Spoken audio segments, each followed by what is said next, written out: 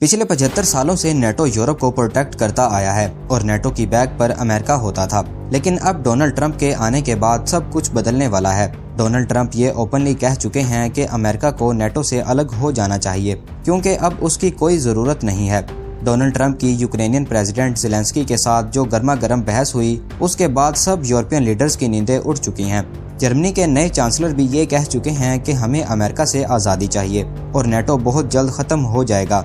यहाँ पर सवाल ये बनता है कि अगर अमेरिका नेटो से अलग होता है तो क्या यूरोप रशिया से खुद को बचा पाएगा?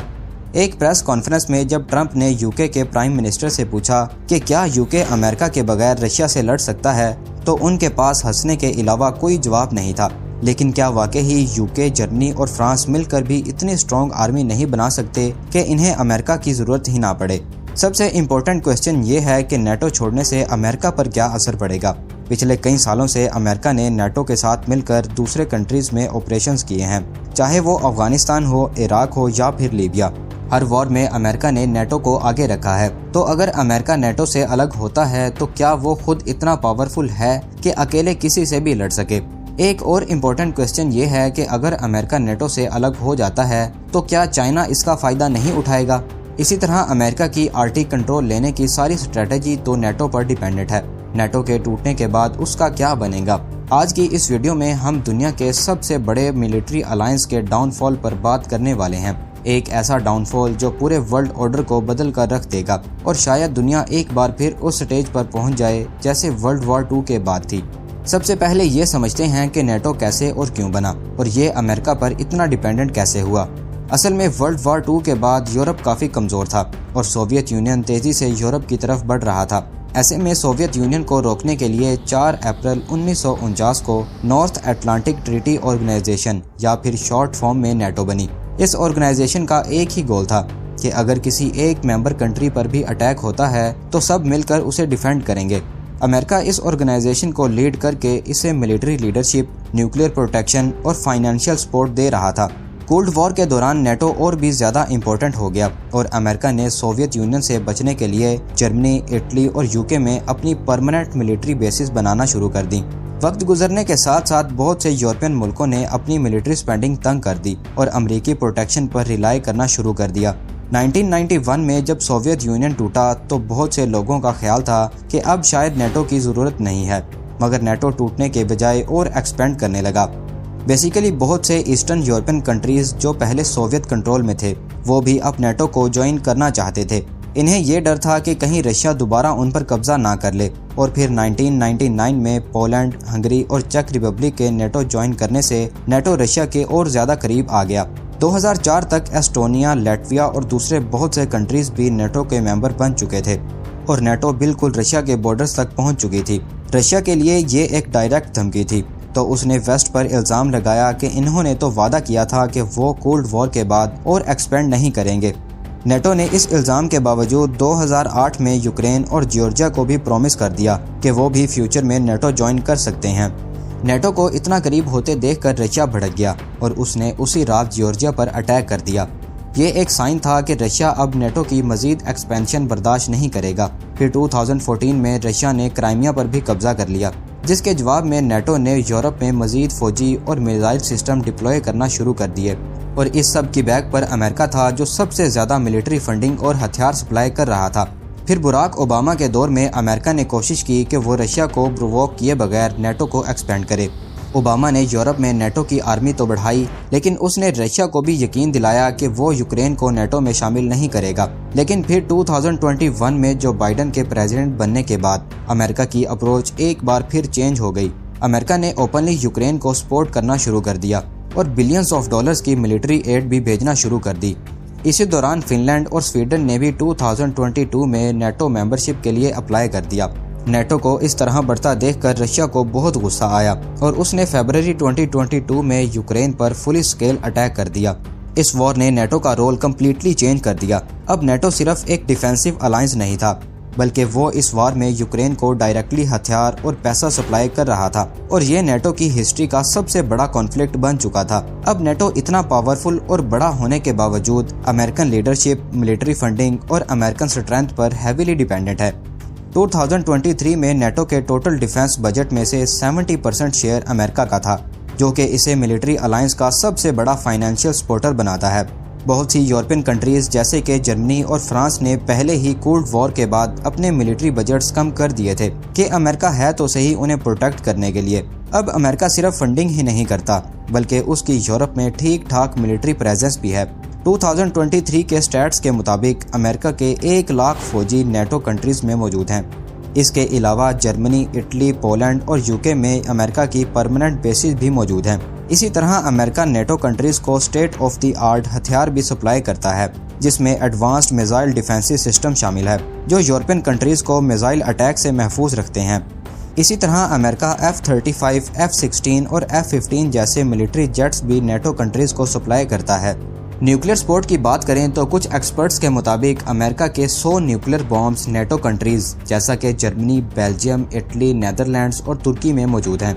इसी तरह अमेरिका स्पाई सैटेलाइट्स और ड्रोन्स के जरिए नेटो आर्मी को दुश्मन की मूवमेंट ट्रैक करने और उनकी कम्युनिकेशन इंटरसेप्ट करने में हेल्प भी करता है। लेकिन अब डोनाल्ड ट्रंप के प्रेसिडेंट बनने के बाद बहुत बड़ा चेंज आने वाला है, क्योंकि डोनाल्ड ट्रंप बहुत बार नेटो को क्रिटिसाइज कर चुके हैं और उन्होंने यूरोपियन कंट्रीज पर इल्ज़ाम लगाया है कि वो अपने हिस्से की कंट्रीब्यूशन नहीं करते। ट्रंप ने अभी रिसेंटली ये कहा है कि अगर नेटो कंट्रीज ने अपनी मिलिट्री स्पेंडिंग नहीं बढ़ाई तो अब अमेरिका इन्हें मजीद डिफेंड नहीं करेगा और शायद वो नेटो छोड़ दे। और अगर अमेरिका नेटो से अलग होता है तो नेटो की 70% डिफेंस स्पेंडिंग खत्म हो जाएगी और इसके साथ साथ नेटो को American nuclear bombs, highly trend फौजियों और हथियारों से भी हाथ धोना पड़ेगा, जिन्होंने कई सालों से उसे प्रोटेक्ट किया हुआ था। तो अगर हम अमेरिका की डिफेंस स्पेंडिंग को निकाल कर सिर्फ यूरोप की डिफेंस स्पेंडिंग को देखें तो 2024 में सारे यूरोप की कुल मिलाकर डिफेंस स्पेंडिंग $457 बिलियन थी, जबकि अगर हम रशिया की डिफेंस स्पेंडिंग कैलकुलेट करें तो रशिया का डिफेंस बजट $461.6 बिलियन बनता है। और ये पहली दफ़ा है कि रशिया यूरोप से भी ज़्यादा अपनी मिलिट्री पर खर्चा कर रहा है। और सबसे ज़्यादा इम्पोर्टेंट चीज़ ये है कि रशियन आर्मी एक सिंगल कमांड और लैंग्वेज फॉलो करती है, जबकि यूरोपियन आर्मी बहुत से कमांडर्स और लैंग्वेजेस में डिवाइडेड है। इसी तरह 1 लाख अमेरिकी फौजियों की कमी को पूरा करने के लिए यूरोप को अपनी मिलिट्री पावर को बहुत ज़्यादा बढ़ाना पड़ेगा। कम से कम 50 के करीब ब्रिगेड्स को ऐड करना पड़ेगा, जिसमें हज़ारों टैंक्स, आर्मर्ड गाड़ियाँ और आर्टिलरी शामिल होगी। यूरोप के पास तकरीबन 14.5 लाख फौजी हैं, जो कि एक बहुत बड़ी फौज बनती है, लेकिन रियलिटी इसके ऑपोजिट है। ये फौजी 28 मुल्कों में डिवाइडेड हैं, जो अपनी अलग लीडरशिप और कमांड स्ट्रक्चर को फॉलो करते हैं। जहां अमेरिकन आर्मी एक सिंगल कमांड के अंदर ऑपरेट करती है, वहीं यूरोपियन आर्मीज अपने अपने मुल्कों के मिलिट्री जनरल्स के अंडर ऑपरेट करती है। तो इस आर्मी की कोई यूनिफाइड स्ट्रेटजी या प्लान नहीं है। हर मुल्क के पास अपने हथियार हैं और अपना चेन ऑफ कमांड। इसीलिए अमेरिका के 1 लाख फौजी यूरोप के 14 लाख फौजियों से ज़्यादा पावरफुल हैं, क्योंकि वो सिंगल कमांड और स्ट्रेटजी फॉलो करते हैं। इस लॉजिस्टिक गैप की एक और एग्जांपल ये है कि अगर रशिया बाल्टिक पर अटैक करता है तो नेटो को रशिया को रोकने के लिए 1400 टैंक्स, 2000 गाड़ियां और 700 से ज़्यादा आर्टिलरी यूनिट्स चाहिए होंगे। और ये नंबर इतना बड़ा है कि फ्रांस, जर्मनी, इटली और यूके मिलकर भी इतनी बड़ी फौज नहीं बना सकते। इसी तरह अगर अमेरिका यूरोप में मौजूद अपने न्यूक्लियर बेसिस को ख़त्म कर दे तो यूरोप एंडोर्बल हो जाएगा। यही वजह है कि फ्रेंच प्रेसिडेंट मैक्रोन और जर्मनी के नए चांसलर फ्रेडरिक मर्ज मिलकर न्यूक्लियर कैपेबिलिटीज़ बढ़ाने पर गौर कर रहे हैं। और इसमें एक ये पॉसिबिलिटी भी है कि फ्रांस के न्यूक्लियर बॉम्ब्स जर्मनी में स्टोर किए जाएंगे, ताकि एक ऐसी यूरोपियन न्यूक्लियर शेयर बन जाए जिसे अमेरिका की कोई ज़रूरत ना हो। बट न्यूक्लियर फैसिलिटीज़ बिल्ड करने में बहुत टाइम लगता है और शॉर्ट टर्म में यूरोप अमेरिका से मिलने वाली सिक्योरिटी को रिप्लेस नहीं कर सकता। अगर नेटो ने अमेरिका को रिप्लेस करना है तो उसे एक स्पेशल यूरोपियन आर्मी बनानी होगी, लेकिन इसके लिए उन्हें कई सालों का वक्त और पॉलिटिकल एग्रीमेंट्स चाहिए। अब ज़रा इस बात पर गौर करते हैं कि नेटो छोड़ने से अमेरिका पर क्या असर पड़ेगा। पिछले 76 सालों से अमेरिका नेटो को एक टूल की तरह इस्तेमाल करता आया है और इसके ज़रिए मिलिट्री पावर को पूरी दुनिया में प्रोजेक्ट करता आया है, चाहे वो अफगान वॉर हो, इराक वॉर हो या फिर लीबिया वॉर हो। नेटो फोर्सेस ने हमेशा अमेरिका का भरपूर साथ दिया है। नेटो ने अपने फौजियों और एयर सपोर्ट के जरिए इन वॉर्स का बर्डन आपस में शेयर किया है। अगर अमेरिका नेटो छोड़ता है तो फ्यूचर में होने वाली वॉर्स में उसे यूरोप की सपोर्ट हासिल नहीं होगी और ये काफ़ी बड़ी सपोर्ट थी, जैसे अफगान वॉर में यूके, जर्मनी और फ्रांस ने अपने हजारों फौजी और हथियार सप्लाई किए थे। अगर अमेरिका वो जंग अकेले लड़ता तो उसे अपने बहुत ज्यादा फौजी और पैसों की जरूरत पड़ती। लेकिन नेटो का एक और बहुत बड़ा एडवांटेज मिलिट्री बेसिस और सप्लाई रूट्स का वो नेटवर्क है जो सारे यूरोप और मिडल ईस्ट तक फैला हुआ है। फिलहाल अमेरिका जर्मनी, इटली, तुर्की और यूके में नेटो की बेसिस पर रिलाई करता है ताकि वहां अपने फौजी डिप्लॉय करे, एयर नेशंस लॉन्च करे और वॉर जोन तक हथियार पहुंचा सके। फॉर एग्जांपल जर्मनी में रैमस्टाइन एयरबेस अमेरिकी फौज के लिए मिडल ईस्ट और अफ्रीका में ऑपरेशंस करने के लिए बहुत इंपॉर्टेंट है। इसी तरह तुर्की में इंजीनियरिंग एयरबेस सीरिया और इराक में एयर स्ट्राइक्स करने के लिए बहुत इंपॉर्टेंट रही है। अगर अमेरिका नेटो छोड़ता है तो उसकी इन बेसिस पर एक्सेस खत्म हो जाएगी, जिससे फ्यूचर में मिलिट्री ऑपरेशंस करना उसके लिए ज़्यादा मुश्किल, महंगा और टाइम टेकिंग हो जाएगा। अभी नेटो के जरिए अमेरिका जिस तरह तेज़ी से अपनी फोर्सेस कहीं भी फेंक सकता है, फिर उसे सिर्फ अपनी बेसिस पर ही रिलाई करना पड़ेगा या फिर हर कंट्री के साथ अलग अलग एग्रीमेंट्स करने पड़ेंगे, जो ना सिर्फ ज़्यादा टाइम टेकिंग होगा बल्कि उसमें पॉलिटिकल बार्गेनिंग भी शामिल होगी। देखिए, जंगें सिर्फ फौजी ताकत से नहीं जीती जाती, बल्कि अच्छी स्ट्रेटेजी, दूसरे मुल्कों का साथ और कोऑर्डिनेटेड इफेक्ट से ही कोई बड़ी वॉर को जीता जा सकता है। तो नेटो के बगैर अमेरिका पावरफुल तो होगा, मगर ग्लोबल कॉन्फ्लिक्ट का सारा बोझ उसे अकेले उठाना पड़ेगा। और अगर डोनाल्ड ट्रंप के दौर में नेटो वीक होता है या ख़त्म हो जाता है तो अमेरिका के लिए सबसे क्रिटिकल बैटल फ्रंट आर्टिक होगा। आर्टिक बहुत तेज़ी से एक इम्पोर्टेंट एरिया बनता जा रहा है, जहां रशिया और चाइना बहुत अग्रेसिवली अपनी प्रेजेंस बढ़ा रहे हैं। दरअसल आर्टिक में सिर्फ बर्फ नहीं है, यहाँ ऑयल, गैस और दूसरे बहुत से रेयर अर्थ मिनरल शामिल हैं। और जैसे जैसे ये बर्फ पिघल रही है, नए ट्रेड रूट्स भी सामने आ रहे हैं। जो भी आर्टिक को कंट्रोल करेगा वो फ्यूचर में ट्रेड, मिलिट्री स्ट्रेटेजी और रिसोर्सेज को कंट्रोल करेगा। फिलहाल तो नेटो की वजह से अमेरिका को आर्टिक में स्ट्रॉन्ग अलायंस मिली हुई है, खास तौर पर कनाडा, नॉर्वे, ग्रीनलैंड और आइसलैंड की शक्ल में। लेकिन अगर नेटो खत्म हो जाता है तो अमेरिका को अपनी पूरी आर्टिक स्ट्रेटजी को रीथिंक करना पड़ेगा, क्योंकि फिर उसे इन कंट्रीज की सपोर्ट हासिल नहीं होगी। इस वक्त आर्टिक में सबसे ज्यादा फौजी ताकत रशिया के पास है। उसने आर्टिक में 50 से ज्यादा मिलिट्री बेसिस बनाई हुई हैं और दुनिया का सबसे बड़ा बर्फ तोड़ने वाला बेड़ा भी तैयार किया है, जिसमें 40 से ज्यादा बर्फ तोड़ने वाले समुद्री जहाज शामिल हैं। इसी तरह यहाँ पर न्यूक्लियर सबमरीन्स और बॉम्बिंग जेट्स भी हर वक्त फिरते रहते हैं। यहाँ पर मौजूद रशिया की नॉर्दर्न फील्ड्स, जो के डिजाइन ही आर्टिक के लिए की गई है, इसे एक बहुत बड़ा एडवांटेज देती है। इसके मुकाबले में अमेरिका के पास आर्टिक में बहुत कम रिसोर्सेज हैं। इनके पास सिर्फ 2 आइस ब्रेकर्स हैं और चंद फौजी अड्डे, जो ज्यादातर अलास्का में मौजूद हैं। अमेरिका को आर्टिक में अपनी प्रेजेंस बढ़ाने के लिए आइस ब्रेकर्स में बहुत ज़्यादा इन्वेस्ट करना पड़ेगी। इसके अलावा अमेरिकन नेवी को भी यहाँ पर अपनी सबमरीन्स की गश्त बढ़ानी पड़ेगी ताकि रशिया और चाइना को आगे बढ़ने से रोका जा सके। अगर नेटो ना रहा तो अमेरिका को आर्टिक में मौजूद नेटो कंट्रीज जैसा कि कनाडा, नॉर्वे और डेनमार्क के साथ डायरेक्ट सिक्योरिटी एग्रीमेंट्स करना पड़ेंगे। एक सोल्यूशन ये भी है कि एक नया आर्टिक डिफेंस पैक्ट हो जो सिर्फ इन आर्टिक कंट्रीज के बीच हो। रशिया बहुत तेजी से आर्टिक के ऑयल और गैस रिसोर्सेज पर कब्जा करता जा रहा है, इसीलिए अमेरिका को भी अपनी ड्रिलिंग और माइनिंग ऑपरेशंस को भी अग्रेसिवली बढ़ाना पड़ेगा ताकि वो आर्टिक में अपनी डोमिनेंस कायम रख सके।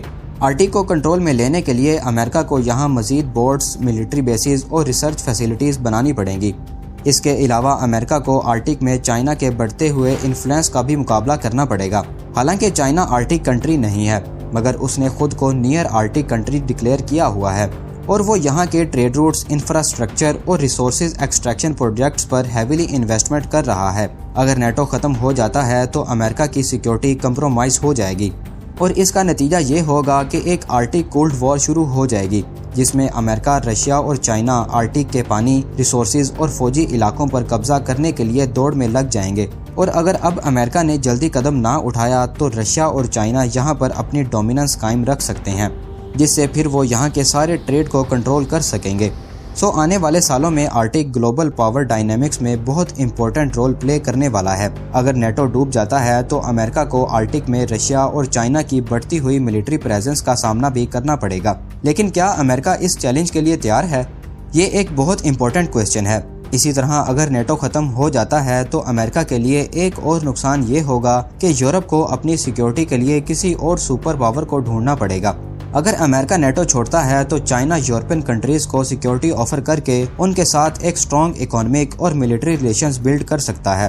अब हिस्टोरिकली तो यूरोप हमेशा वेस्ट के साथ रहा है, मगर चाइना ने पिछले कुछ सालों में यूरोप में अरबों डॉलर्स की इन्वेस्टमेंट की है, स्पेशली उनकी इंडस्ट्री और टेक्नोलॉजी में, जिसमें हाईवेज, रेलवेज, बोर्ड्स और एनर्जी के प्रोजेक्ट्स को फंड किया जा रहा है। इटली, ग्रीस और हंगरी जैसे मुल्कों में चाइना की सबसे ज़्यादा इन्वेस्टमेंट है। यहाँ तक कि चाइना ने ग्रीस के ट्रेड स्पोर्ट्स में से मेजॉरिटी स्टेक खरीद लिया है और ये स्टेक यूरोप के बिगेस्ट स्पोर्ट्स में से एक है। इसके अलावा चाइना की जर्मनी की कार इंडस्ट्री और टेक स्टार्टअप में भी बड़ी इन्वेस्टमेंट है। तो अगर नेटो कमज़ोर होता है तो चाइना अपनी इकोनॉमिक पावर यूज़ करके यूरोपीय मुल्कों पर क्रिटिकल प्रेशर डाल सकता है और इन्हें अपने साथ मज़ीद कॉर्पोरेशन के लिए मजबूर भी कर सकता है। इसी तरह चाइना का पहले ही रशिया के साथ स्ट्रॉन्ग अलायंस है और अगर अमेरिका नेटो से पीछे हटता है तो मॉस्को और बीजिंग और भी ज़्यादा करीब आ जाएंगे और इसका नतीजा न्यू वर्ल्ड ऑर्डर की सूरत में निकल सकता है, जिसमें चाइना और रशिया यूरोप को कंट्रोल कर सकते हैं, मिडल ईस्ट, अफ्रीका और आर्टिक में भी अपनी डोमिनेंस बना सकते हैं। तो अगर अमेरिका नेटो से अलग होता है तो वो सिर्फ यूरोप को एडॉर्बल नहीं करेगा, बल्कि वो चीन को भी ये मौका देगा कि वो ग्लोबल सिक्योरिटी को अपने हाथ में ले सके। तो एक चीज़ तो बहुत क्लियर है कि अमेरिका के लिए नेटो छोड़ना इतना आसान नहीं है, क्योंकि इसके बहुत सीरियस कॉन्सिक्वेंसेस हो सकते हैं। ट्रंप चाहे जितना मर्जी कहे कि नेटो अमेरिका पर एक बर्डन है, हकीकत ये है कि नेटो के बगैर अमेरिका की मिलिट्री पावर और ग्लोबल इन्फ्लुएंस अधूरी है। इसी तरह यूरोप भी अमेरिका को रिप्लेस नहीं कर सकता, क्योंकि उसकी आर्मी डिवाइडेड है, न्यूक्लियर कैपेबिलिटीज़ लिमिटेड हैं और उसके पास वो स्ट्रेंथ भी नहीं है जो अमेरिका के पास है। तो अगर नेटो ख़त्म हो जाता है तो ये सिर्फ दुनिया के लिए सबसे बड़े मिलिट्री अलायंस का डाउनफॉल नहीं होगा, बल्कि ये एक न्यू वर्ल्ड ऑर्डर की शुरुआत होगी और ये नया वर्ल्ड ऑर्डर ट्रंप के आने के बाद शुरू हो चुका है।